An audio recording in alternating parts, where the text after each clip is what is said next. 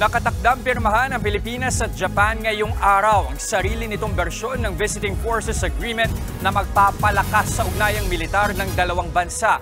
Pero bago pa yan, naging agresibo na naman ng China na nangharang ng dalawang barko ng Philippine Coast Guard sa Ayungin Shoal nitong weekend. Nasa frontline ng balitang yan, Simon Gualvez. Wala pang isang linggo matapos magkasundo ng pahupain ng tensyon sa Ayungin Shoal sa West Philippine Sea, hinarang na naman ng China ang dalawang barko ng Philippine Coast Guard habang nagpapatrolya sa Ayungin Shoal.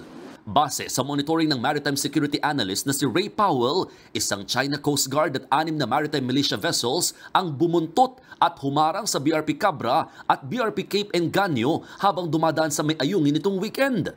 Kita rin sa satellite monitoring ang 6 na iba pang Chinese militia vessels na nagkukumpulan sa loob mismo ng bahura.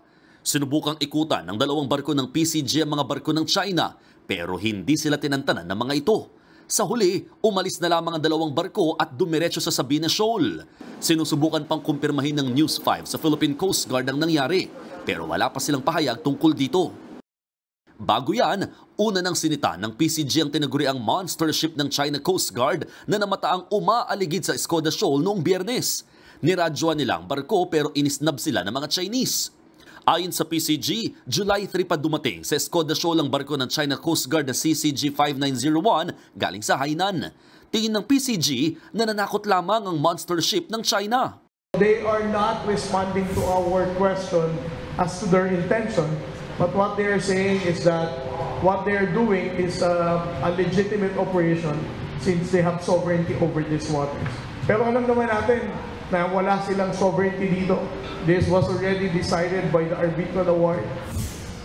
Ilang beses nang nagbabanggaan sa West Philippine Sea ang mga barko ng Pilipinas at China. Noong Huwebes, kinumpirma ni Armed Forces Chief of Staff General Romeo Browner Jr. na nag-alok na ang Amerika ng tulong para sa resupply mission sa Ayungin Shoal. Pero tinanggihan muna yan ng AFP. Mas mainam daw na tayo muna ang humawak ng operasyon. Sa kabila nito, abala ang Pilipinas sa pagpapalakas ng alyansa sa ibang bansa. Ngayong araw, nakatakdang pirmahan sa palasyo ang Philippines-Japan Reciprocal Access Agreement. Sa ilalim nito, pwede nang bumisita at mag-training ang AFP at Japan Self-Defense Forces ng magkasama dito sa Pilipinas at sa Japan.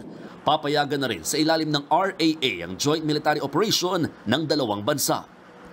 Nagbabalita mula sa frontline, Mon Gualvez, News 5. Mga kapatid, Jess De Los Santos po, huwag magpauli sa mga umaaksyong balita at napapanahong issue sa bansa. Para sa mas malawak na balitaan, mag-subscribe at mag-follow sa social media pages ng News 5.